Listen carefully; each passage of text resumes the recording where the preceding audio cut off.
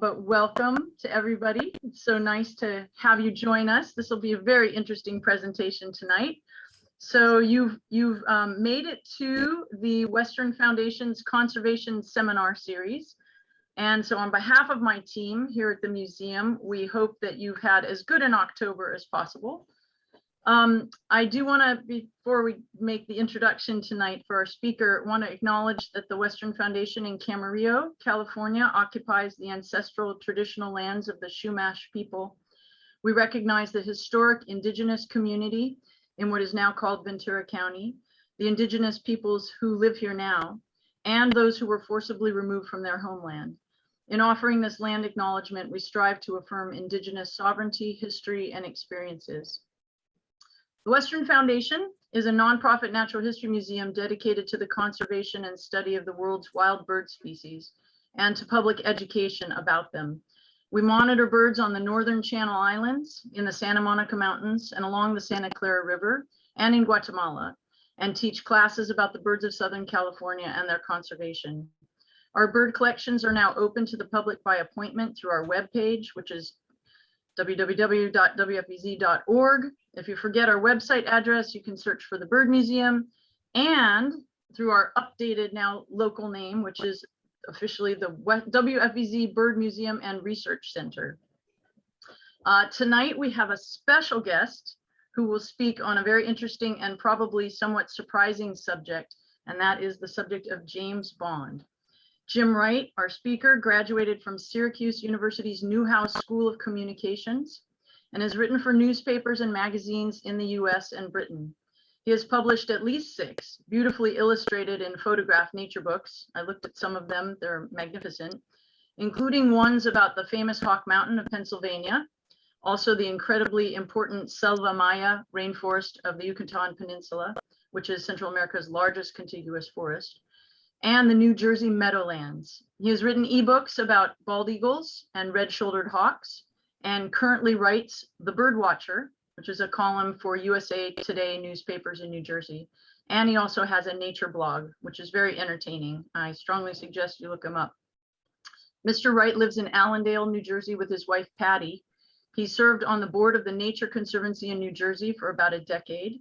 He's currently leading efforts to get second-generation rat poisons banned in New Jersey, and is a deputy warden of his local marsh and a board member of the local library. This is a person who is committed to local action and as well as to being interested in global conservation issues.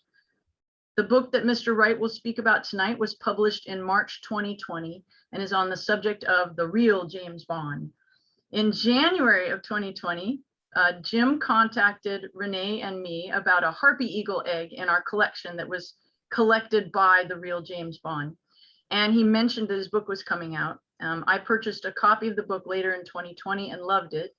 And given that our collection actually houses at least 60 egg sets of James Bond, I thought it would be great if Jim could speak about his new book. Jim will also refer to the need for increased conservation of Caribbean birds, which have always been threatened because they're restricted to small islands with many pressures, but now are even more vulnerable from the impacts of severe weather due to climate change.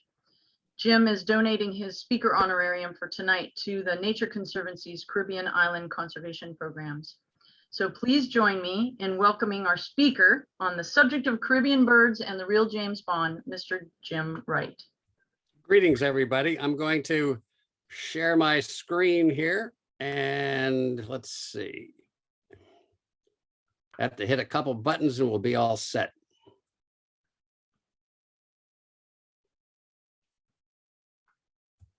Okay, I think we're in business here, I hope.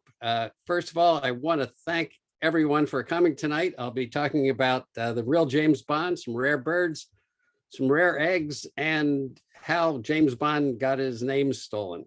Hold on one second, Jim. Because there is a gray square that is on your screen. So let's make sure that we can, why don't you try advancing to the next slide? Let's see if it'll go away. There you go, it's better. Nah, well, you know what? Why don't we let me just close this. I'm gonna jump out again if I can. We'll try it one more time.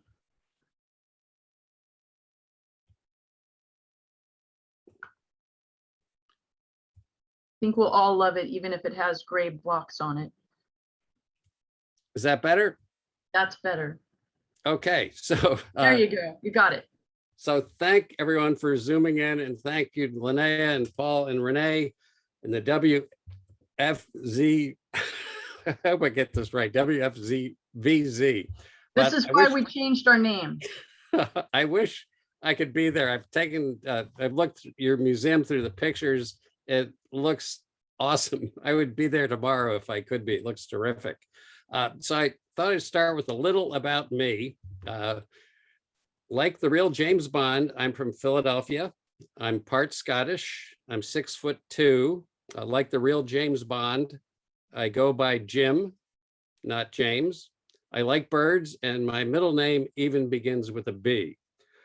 So I think I was destined to write this book.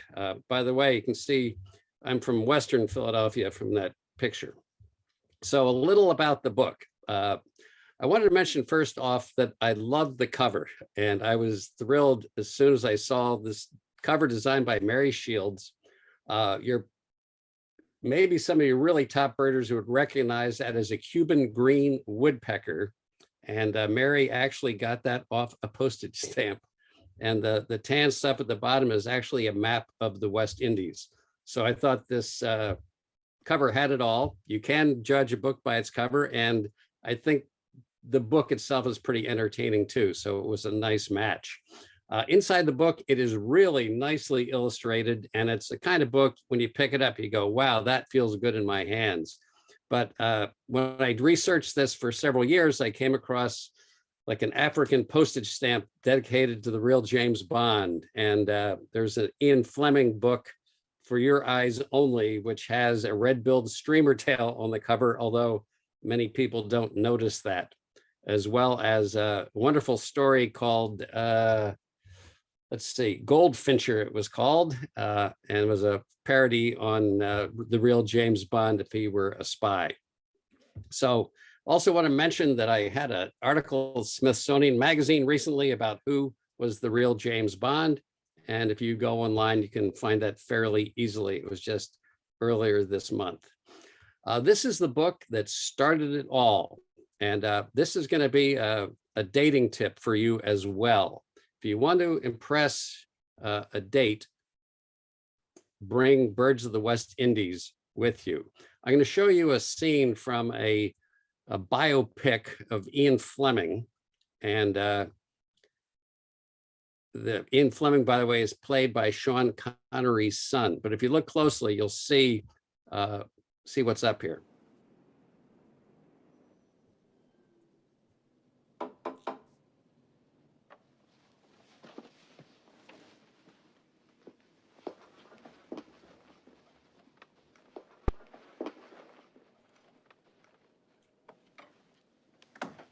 Can I come in?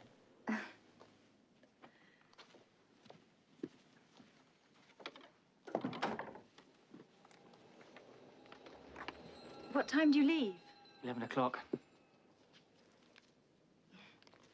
What's this? Present.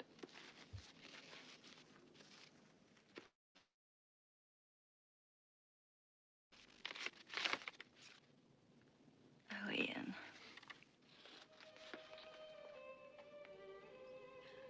How did you know?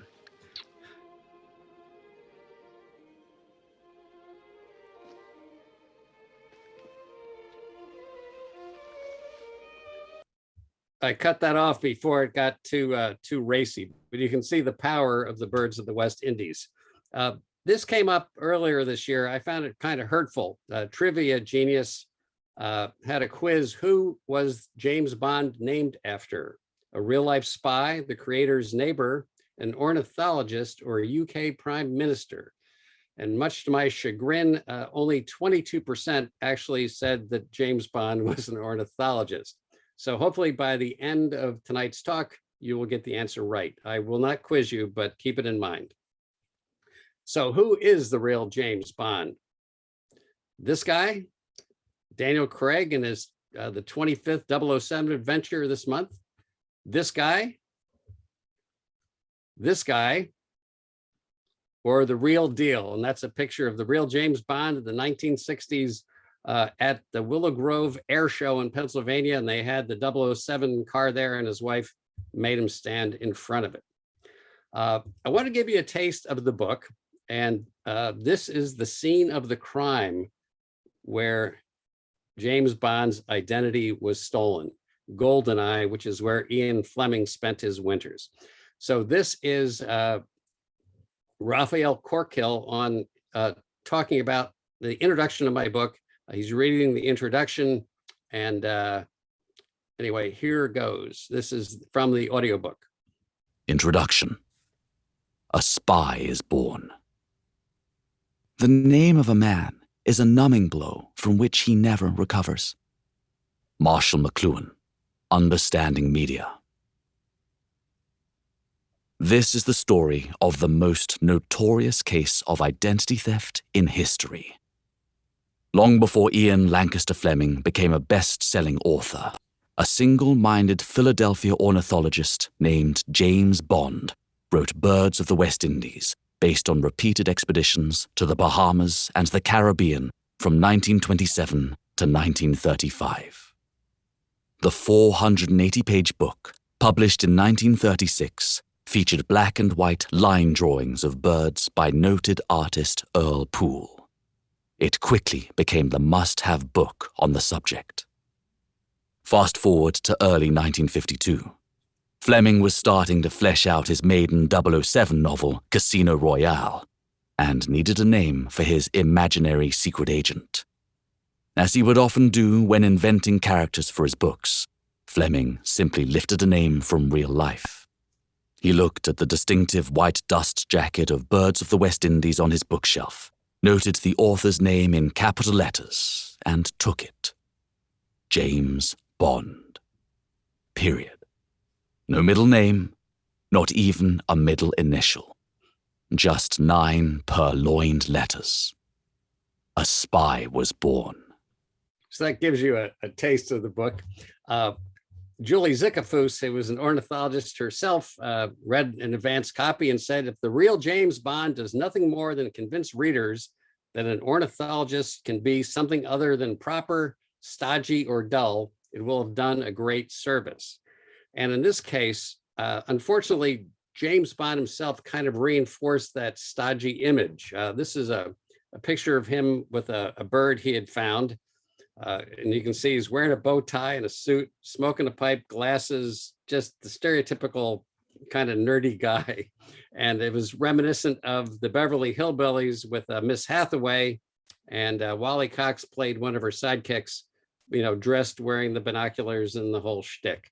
So all us bird watchers and ornithologists for decades have been living down this image. Unfortunately, James Bond was kind of part of it. The thing that surprised me when I was researching this book was the backstory of James Bond. He grew up very, very rich, to say the least. His mother on the left there was a Roebling of the Brooklyn Bridge building Roebling. That's Jim to her far right there, and a brother Francis in the middle. And then on the far right is the father Francis, who belonged to, he was actually a founding partner of E.B. Smith, which later became Smith Barney, which made money the old-fashioned way they earned it.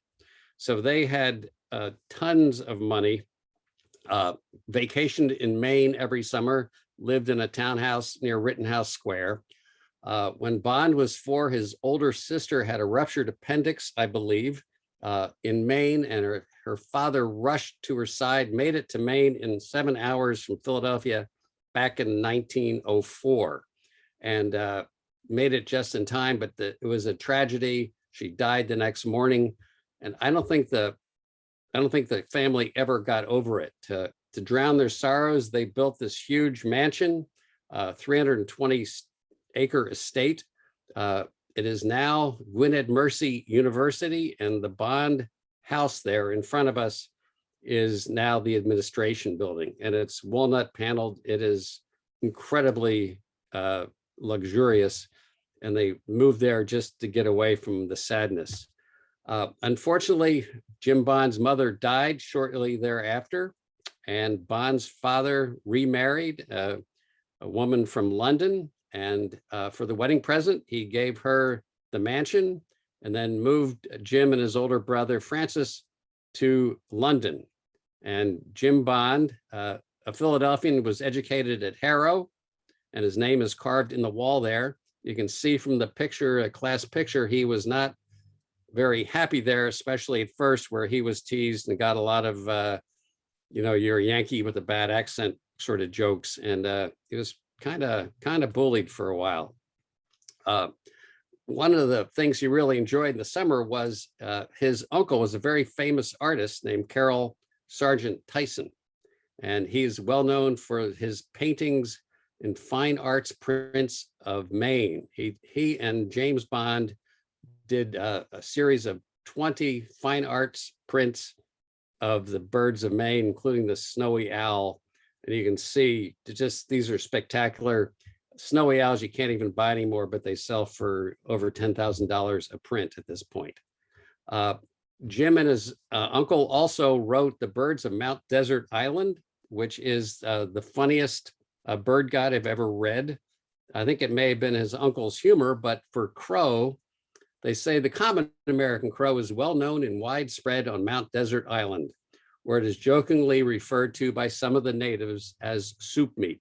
He also has instructions, if you want to see a tree swallow nest, go to some guy's post office, his mailbox on some rural route, and there'll be the swallows nesting in the mailbox. This is the most specific field guide I've ever seen, but it's absolutely charming. If you can get your hands on a copy, it is terrific.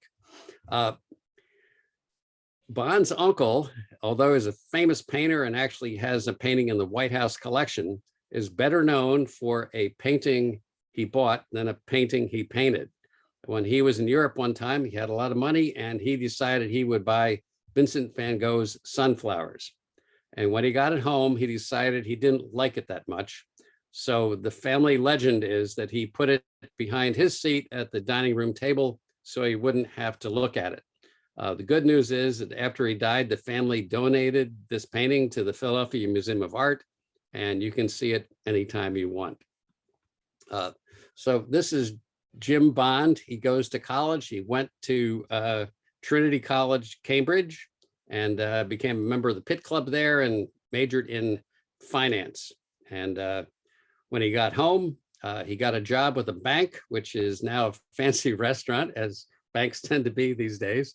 But he hated his job, and he realized he had a very small inheritance, but he realized if he invested it right and lived like a bum, he could do what he really wanted to do. And that was become an ornithologist with the Philadelphia Academy of Natural Sciences. And that's the young Jim Bond with a tray of bird skins there. And he soon developed his calling in life, and that was to write about the birds of the West Indies. As you can see from that map there, that is a lot of islands and a lot of water. And James Bond got deathly seasick every time he traveled by water. So this was a real dedication on his part to become an ornithologist in the West Indies. He often traveled by mail ship because it was sort of like one of those city buses where you can get on and get off whenever you want. And so he would get on a mail ship, hang out for 3 weeks or a month on one of the small islands, and wait for the next mail ship to come by, hop a ride to the next island. And that's how he went about it for almost a decade. When he got ashore, this is a picture of the Zapata Swamp where some very famous birds were discovered. He lived in a charcoal burner's hut and ate the local rodents, just like the local natives did. So he kind of roughed it, and that's the way he liked it. He wasn't in one of these big expeditions like the Vanderbilt expedition, or even what Bond's father would go on. He was pretty much a loner. The tools of his trade, this was a nice surprise when I researched the book. In the archives of the Academy of Natural Sciences, they bring out Jim Bond's pocket knife, and they pull out a blade, and it says "for flesh only," and it just sounds like some sort of Ian Fleming short story.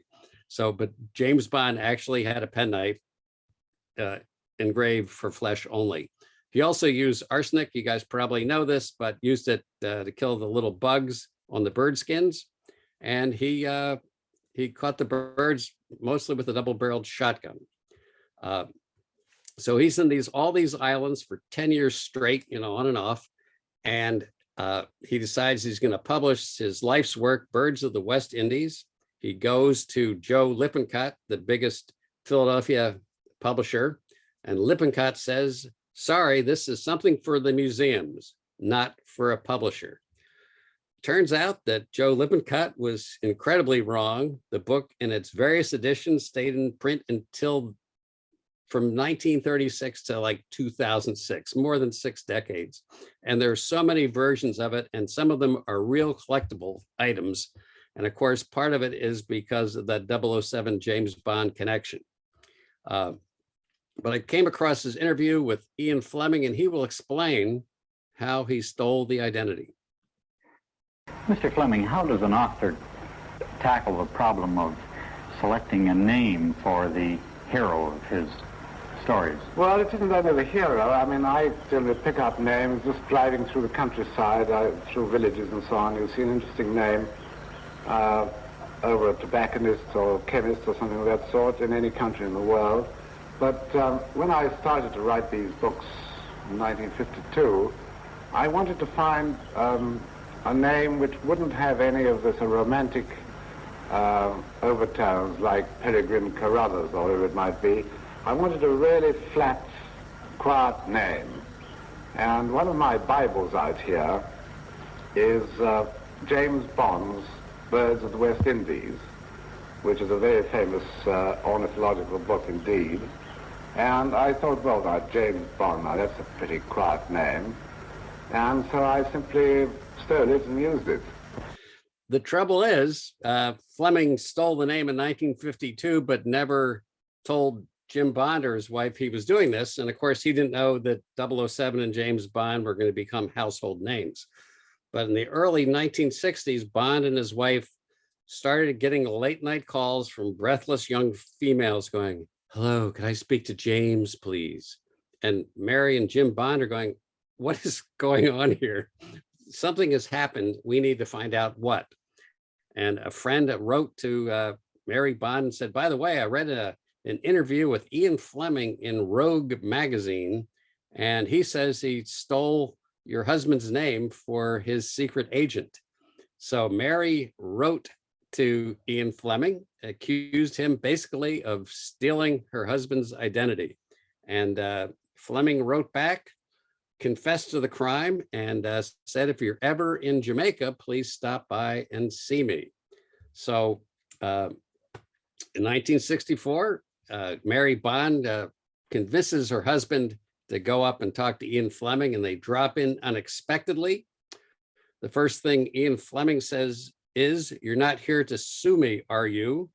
And Bond replied, no, I don't even like your books. And Fleming said, oh, that's perfectly understandable. Come on in, let's have a drink, whatever. They had a great day. And at the end of the day, Fleming got out a copy of You Only Live Twice and signed it to the real James Bond from the thief of his identity, Ian Fleming, February 5th, 1964, a great day. So just as Ian Fleming stole James Bond's name, I thought I'd steal that inscription for the title of my book. So here's a picture of James Bond. He found an extinct Eskimo curlew that had been shot by a hunter in Barbados. And someone thought it was a rare bird, gave it to him, and he realized this was the last known Eskimo curlew. It had been extinct for over a decade, yet here this one popped up. Typically, when Bond would make a discovery like this, it would be in ornithological texts or Scientific American. But since Jim Bond was now James Bond 007, this discovery made headlines all across the country, and headline writers had a blast with it. But you can imagine Jim Bond, who is pretty well-known author and well-known ornithologist, suddenly is the butt of all these jokes. gets on airplanes and asks him where he's hiding his gun. How does he like his martini? He got pretty sick of the James Bond connection after a while. The James Bond connection really got worse after he died. Bond died in 1989, lived most of the 20th century. But in 2002, Pierce Brosnan was in a movie called Die Another Day.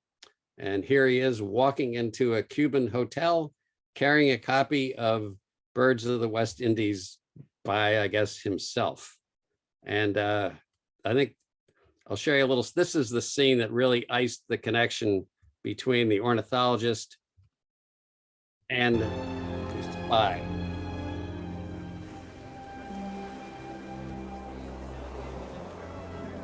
I think this won the award for cheesiest dialogue. Magnificent view. It is, isn't it? Too bad it's lost on everybody else. Mojito? You should try it. Jacinta Johnson. Our friends call me Jinx. My friends call me James Bond. Jinx, you say? Born on Friday the 13th. You believe in bad luck? Let's just say my relationships don't seem to last. I know the feeling. The predators usually appear at sunset. And why is that? It's when their prey comes out to drink. Too strong for you? I can learn to like it, if I have the time. How much time have you got? Until dawn. What about you? Oh, I'm just here for the birds. Ornithologist. So I apologize for that. That's some of the worst dialogue I've ever heard. But anyway, that cemented the ornithology connection. It continues to get worse. This is Null Null Duck, a German comic book from Disney. I think James Bond would be rolling over in his grave if he saw some of this stuff. That is actually James Bond's grave in suburban Philadelphia. So getting lost in all this is Bond was quite a conservationist. And I wish I'd written a little more about it in my book, but he was an amazing guy. He collected some amazing critters for science. These are just some of the ones at the Academy of Natural Sciences. You can see the Cuban trogon and the streamer tails there. Just some amazing birds, and they are fairly significant to this day. I just wanted to highlight one, the Bahama nuthatch. This bird Bond discovered by bumming a ride on a rum runner to an isolated part of Grand Bahama Island.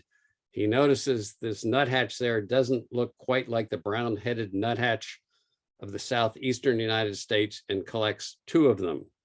And goes back, and it's always been a subspecies, of the nuthatch. And recently, the Ornithological Association has declared that the Bahama nuthatch is a distinct species, and at the same time, because of the hurricanes that hit the Bahamas, it is an extinct species. And two of the real key study skins to learn about this bird are the two skins, including the one on the left there, that Bond collected way back in like 1926. And so what is the significance of that study skin? I asked Jason Weckstein of the Academy of Natural Sciences, and he said, prior to the last bout of hurricanes, there were only a handful of individuals detected. Either way, the Bahama nuthatch is on the brink of extinction at least.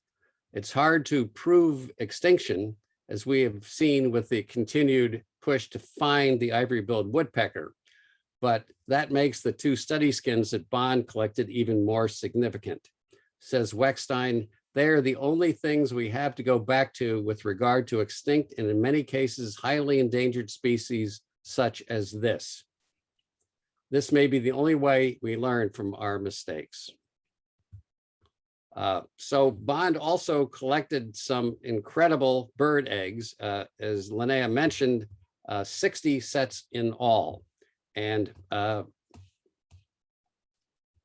one of the ones that really got my attention was the Harpy Eagle eggs collected in the spring of 1926. And I've done some research on the eggs, and turns out that they were found in northeastern Brazil in 1926 in a mahogany tree. It was the lowest branch, 110 feet off the ground, and they hired a guide to get the eggs.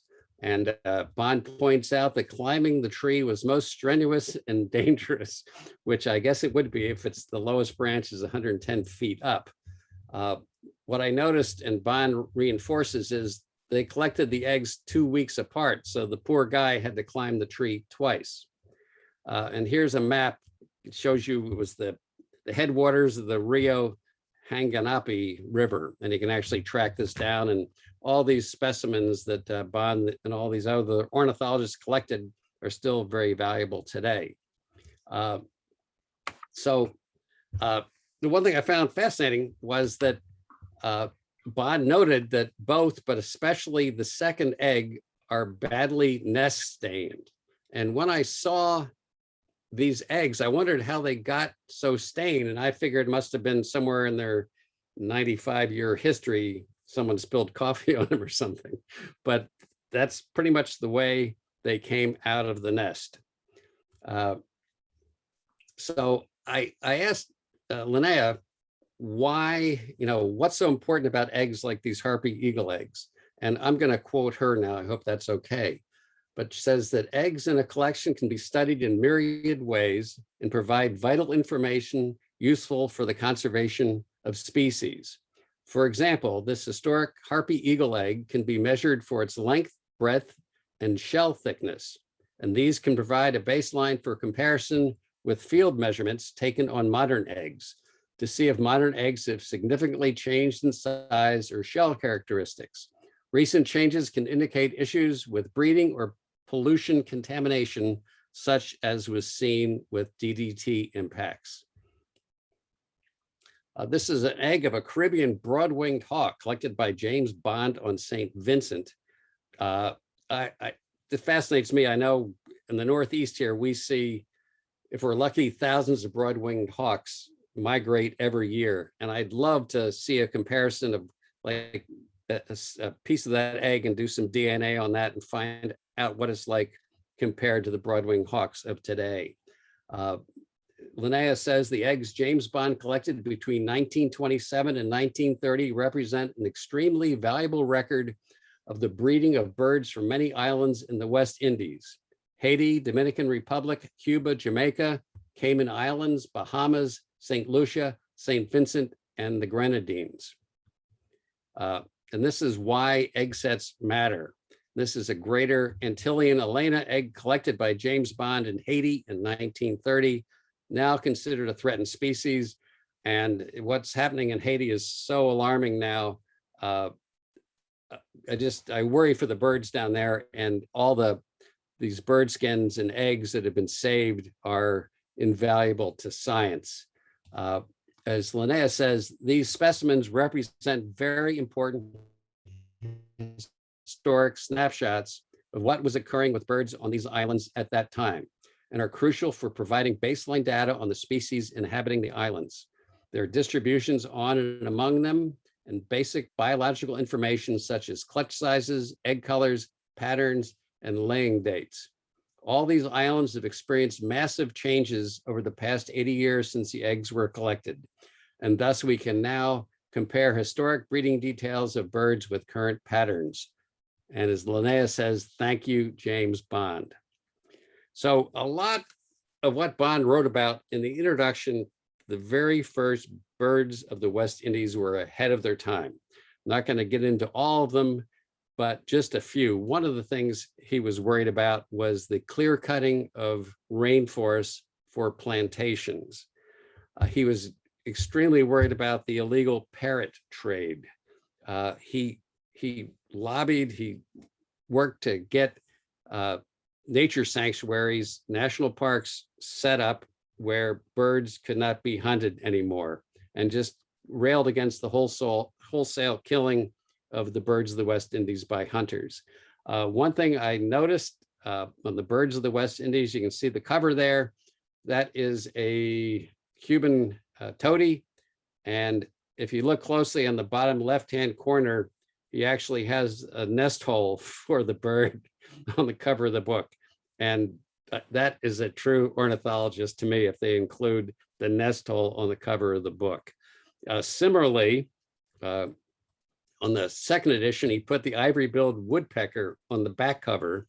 And in that first edition, he said there can be no doubt that the principal factor that has resulted in the extinction or rarity of so many West Indian birds is man.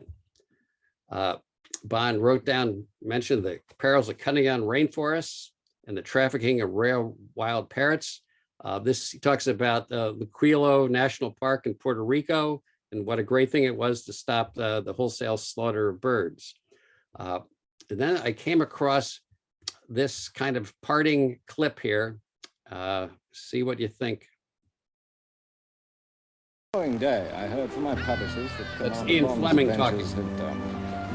had got off to a rather good start. The rest is history. 12 books, isn't it? Can't think what my readers will do to me if I kill him off now. At the end of the day, he belongs here at GoldenEye. Don't you think? Cut. I'm so sorry. I didn't realize you were making a film. Can I help you? Mr. Fleming, Yeah? the name's Bond. James Bond. I wanted to meet you all my life. Same here. I see you have a copy of my book. Indeed. I don't suppose you'd be good enough to sign it for me, would you? It is a pleasure to have a pen. A pen? Thank you. Why does never have pen? Fame indeed. From the thief who stole your identity. Thank you, I'm most grateful. Little corny there. So finally, the one legacy of James Bond is he brought us all here, some mostly remotely, to celebrate him, amazing birds, and some amazing bird eggs. So thanks for watching. My book blog is therealjamesbond.net and has some key links and info on how to order an inscribed copy. So I want to thank you all. I'm going to stop sharing my screen and maybe we can talk. Thank you very much, Jim. That was very fun. Thank you. Hey, I know that there will be some questions, but I would like to start one off because I always have tons. Great. How long did it take you to do the research for your book? How long did it take you to write it? You know, how long were you working on it? I'd say probably 3.5 years total. It started out as a column for my newspaper. I was looking for an idea, and the biggest problem was getting a New Jersey angle to the column. But the more I went down to the Academy of Natural Sciences and just realized this is a pretty interesting guy, the more I heard about how his family life was so, kind of disturbing and stuff, I really got to like the guy. And the more I learned, the better off it was. One of the great things was I got to go to GoldenEye a couple times, and I got to go to Cuba and the Bahamas and been to Mount Desert Island in Maine. And of course, I had a great excuse to go back to my hometown of Philadelphia. And James Bond's wife, Mary, was on the board of the Free Library of Philadelphia, and her archives are right across Logan Circle from the Academy of Natural Sciences. So I got to spend a lot of time in Philly, my hometown, and it was great. That's very cool, because you've actually written quite a few books. You've done, some of them are photography based, but there's still the text that you had to write to accompany those, and they do take a while. So all together, so the research and the writing was about 3.5 years. Yeah, and I would start writing as I went. It wasn't like I did all the research and then and one thing led to another. One thing I never expected, I went to the local library and did an ancestry.com search on James Bond to see if there was like immigration records and ship records. And I found that James Bond had traveled to the West Indies on the SS America in May of 1941, which is the fastest, most luxurious ocean liner in the world. I'm going, why on earth would a cheapskate like James Bond travel on this really fancy luxury liner? Then I read about the Duquesne spy ring, the largest Nazi spy ring in US history. They had at least 2 and possibly 3 crew members, spies on board the ship with James Bond. So I wondered, well, maybe James Bond maybe he was a spy. And it's fun for speculation. And there are some people who swear that he was. Oh, that's interesting. I think his wife loved telling his story so much that she would have spilled the beans somewhere along the line. All right, well, I have more questions, but let's see if anybody else does. Feel free to unmute yourself. I guess maybe I need to do that so that you all can unmute. And let's see, I'm just going to unmute you. And yeah, or raise your hand if you have. Okay, Laura, go ahead. Oh, hi. Thanks so much for this presentation. It's really entertaining and informative.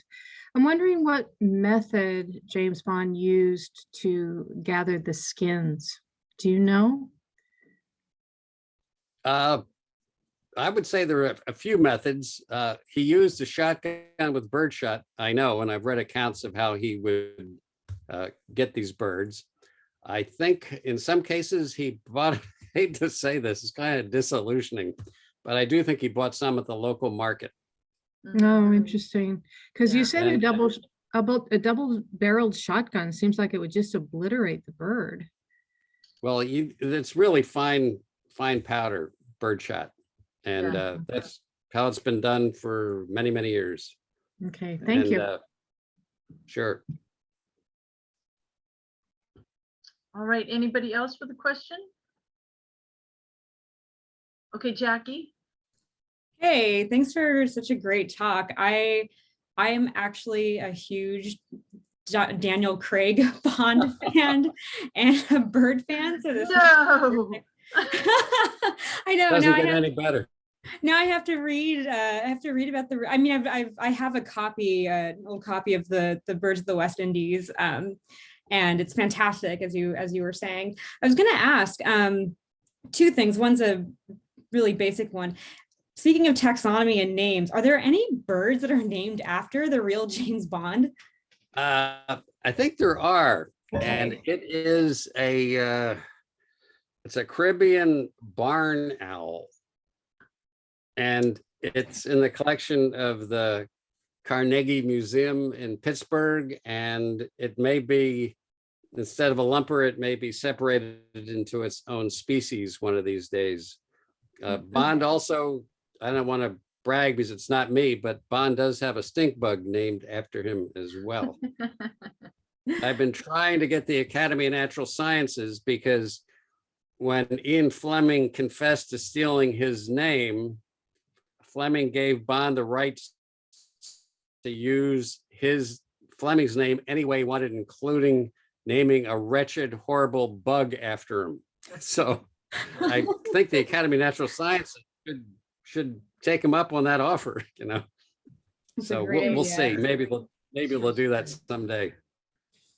The second question was about, I don't know if you said this, but of the islands that Bond went to, was there any one in particular that you found like especially interesting, either ecologically or from the species diversity or from like a biogeography perspective, that he just thought was like the richest, like, you know, more ornithologists need to go and study it? Well, yeah, I went to Cuba, and so I'm a little in the Bahamas and Jamaica twice, but Cuba, I think, gave me a sense of what the islands were like during Bond's time, because Cuba still is, it's upside down and backwards, but there's no billboards everywhere. And, our bus was doing 70 miles an hour and they slammed on their brakes, and I don't know what's happening. And the bus driver, who was stopping to avoid on a super highway, avoid hitting an ox that was crossing the road. And it's just that kind of place. And there's just lush forests, and it's just not as developed as we're used to seeing in the islands, or especially in America. So I like Cuba the best, and I hope to go back there one of these days. Awesome. But James Bond himself didn't necessarily single out one island over another that he absolutely adored. No, I think he liked most of them. He seemed to go back to Haiti and Dominican Republic a lot. Certainly the Bahamas and Jamaica, of course. And you can't go wrong with that.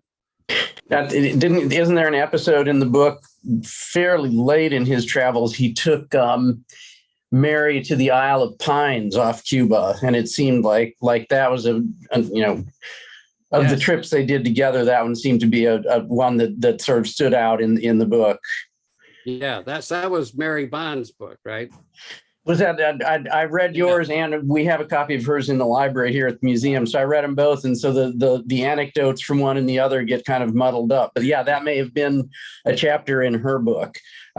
What I noticed relative to Jackie's question is he doesn't seem to have talked much about the islands that he particularly liked, but he would single out ones if they were particularly devoid of interesting things. Yes, he did that. After the fact, they'd say, well, what did you find anything? And he said, no, there really wasn't much there to see. And seemed like if there weren't interesting new species, he kind of wrote them off. I think that could be true. One of my favorite stories is when they thought the Bahama parrot was extinct, and he went to Nassau and talked to the doctor there, Dr. Dolly, I believe. And the guy says, don't bother, the Bahama parrot is extinct. But Bond bums a ride with some or other, gets off, and it's raining. He hides in a cave, gets up the next morning, and he's surrounded by Bahama parrots. So, yeah. On his way back to Nassau, he just left a Bahama parrot feather in the guy's mailbox just to stick it to him. So had a pretty good sense of humor.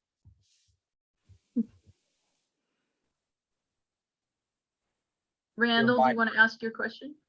Thank you. Your mic was off. Thank you again, Mr. Wright, and welcome to your friends at the West Coast.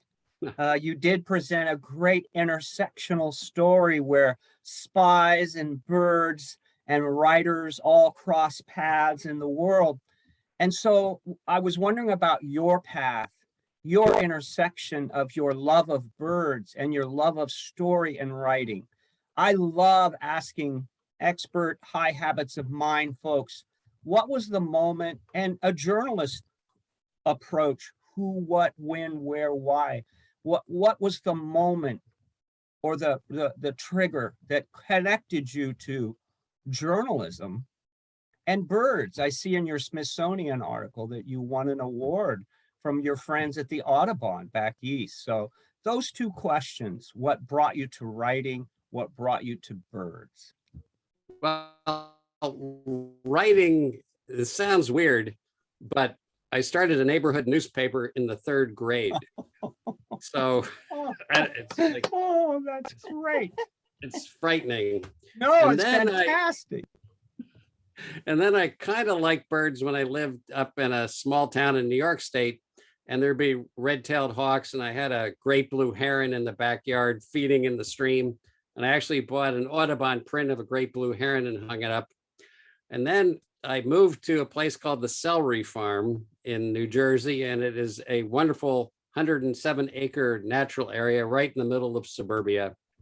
And I saw some birds there, but the marsh warden at the time was a guy named Stiles Thomas. And he was this charismatic guy, a great teacher, and he just made me love birds. And he showed me, we have endangered red-shouldered hawks. and he would help me. He would have me help him take the wounded hawk to the Raptor Trust to heal it. So I was kind of led down the primrose path of birds from a master, Styles Thomas. Thank you. That's a powerful story. Thank you. We make difference in people's lives. Thank you. Yes. And so did the same gentleman introduce you to the Bond movies? No, my brother did. When I saw the first Bond movie, I was like, holy crow, this exists. You know, it was From Russia with Love. And they had, you know, belly dancers and all kinds of stuff that I had no idea. And I was 30 at the time. No, just kidding. So youngster. did you notice the slight, you know, indication of ornithology, you know, coming a little bit through the movies when you were watching them as a young person? You know, one of the great fun things of doing the book was I got to read all the Ian Fleming novels, and you know, they're kind of trashy at points, but Ian Fleming, he loved birds. This was not a coincidence. He had Birds of the West Indies on his table. If you get a chance, read the short story For Your Eyes Only in the short story collection of the same name. The first 300 words of this spy story are about the red-billed streamer-tail hummingbird of Jamaica. And it is so beautiful. He won me there. And the other thing I found was Fleming, if he wanted to have a show someone who was a villain, he produced a very charismatic bird, then had the villain shoot it. Just to show his villainy without actually killing a human. But I don't want to give away, I hope I'm not giving away secrets here. No, but that's there's great. For Your Eyes Only, the bad guy machine guns one of the birds, and it's like, oh, please. Yes, it's a good indicator. You know, yes. Keep your daughters away from people who machine gun innocent birds. I've always said that. I told my daughter exactly that. She has a tattoo to that effect, actually. Just a reminder. If they use other means, maybe it's all right, but not machine guns. They're overkill. All right. Does anybody else have another question? Yeah, I'd like to speak. I'm a native of Philadelphia, graduate of Gwynedd Mercy College, 1960, and spent many fun times in the living room of the Bond home, now called Assumption Hall. And and guess where I live now? In Camarillo, California, the home of the Bird Museum. Oh, wow. That's great. So I've been to the Bird Museum, but anyway. Now you're rubbing it in. I have one Gwynedd Mercy University anecdote, and it showed how rich his parents were. I thought James Bond's parents were so rich. So Bond, when he became a famous ornithologist, was invited back with his wife to Gwynedd Mercy University, and they had tea with I think it might have been a convent at that point, but they invited him back. He had tea with the nuns, and he said, "This is the first time I've ever had anything to eat in the main dining room. When I was a child, I had to sit with my brother in a different room. He couldn't eat with the adults." Oh, wow. Really? It's a beautiful, beautiful home. Yeah, it's unbelievable. But I was sad when I heard couldn't eat dinner with his parents. Yeah. When I was there in the 60s, it was at Gwynedd Mercy College, and it was all female and more, secretarial or nursing with it. But there were students who lived there, and I went up, and visited them in the rooms at that time. But they're not dorms. They've really grown and become co-ed and have a lot more buildings now. But anyway. I went there and went birding one day. And did you on the grounds? Beautiful. Yes, that was great. One of the great treats of writing books. You get to do stuff like that. Yeah. Anyway. Was the real James Bond, was he, you have to remind me from the very beginning, Was he interested in ornithology very early, or is that something that came out later in his life? I think it really came out.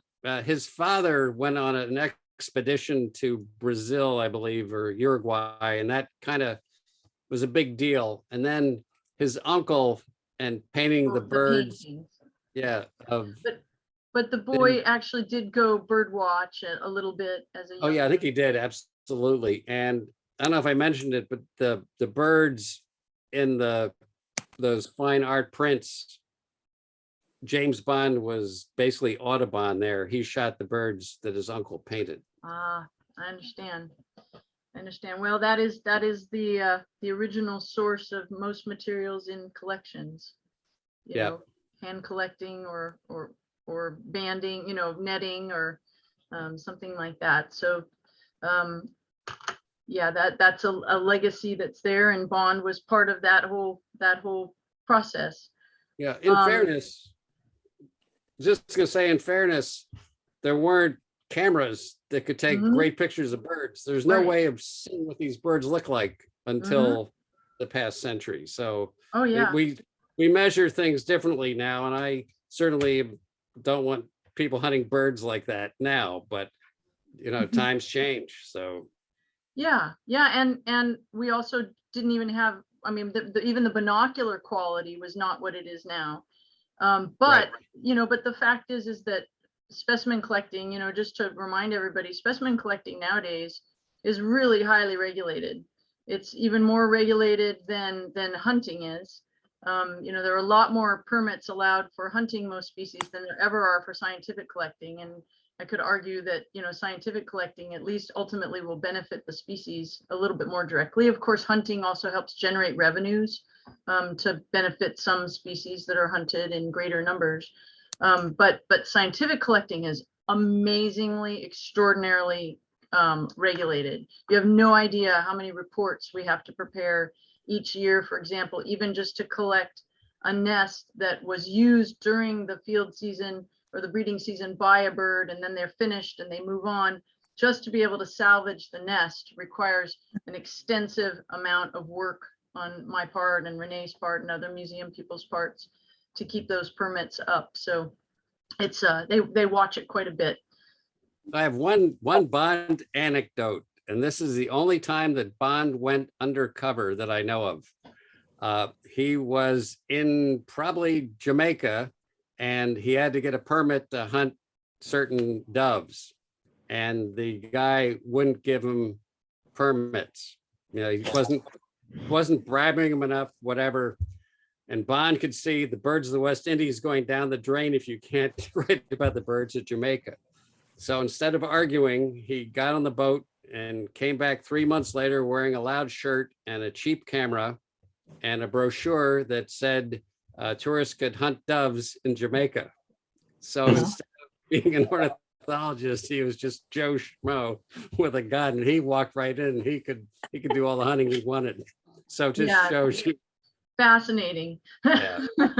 Very telling. Yeah. All right. Are there any other questions for Jim? Oh, Peggy, go ahead. I have a sort of off-subject, crazy question. I grew up also in the Philadelphia area and went to school in Western Philadelphia. And I'm sorry to say that my interest in birding didn't happen until much, much later. But I was very interested in the Beverly Hillbillies. And I'm wondering, in that picture that you have, it looks to me more like Granny than Miss Hathaway. Absolutely. But I thought people were tired of saying Miss Hathaway. They were, but it looks like Granny rather than.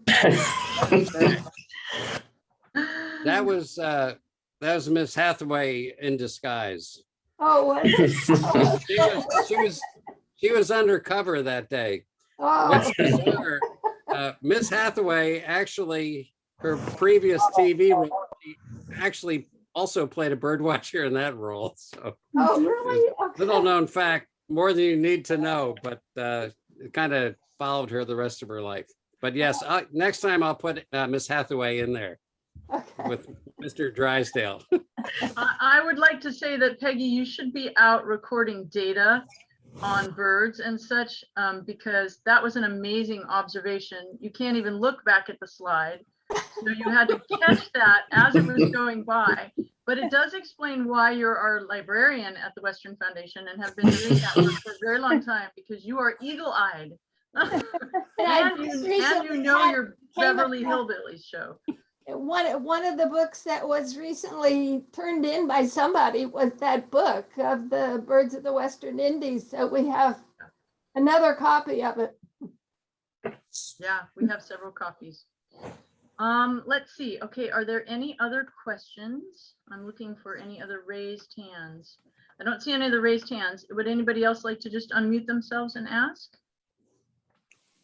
I'd just like to thank everyone for coming. It was a lot of fun, and questions are always a little scary, but I think I survived. Oh. So No, you did great, and that's so much fun. Paul, did you have a question though? You do have yourself unmuted. No, actually, I was there was just something popped up in the chat that I was just going to share. You created such a nice conversation with us all, Mr. Wright, as if you came to visit us in our living room. Nicely done, and thank you. So, and I would, that isn't from me, but I would second that. It was really, yeah, very, very nice atmosphere about it. So a lot of fun. Thanks. yeah, I definitely had fun with you guys. So thanks for inviting me, and maybe I can come out and see you guys in person sometime. So thank you all. It would be great. Yeah, we'd love to have you. And, you know, folks, we do have, the museum is open on a by appointment basis, but we do have a little exhibit about James Bond specimens, or we did for a long time, but we can put them back out now that Jim Wright has given this talk for us. We can put some of those back out, and we'll have the book, The Birds of the West Indies and such, so you can come and look at them.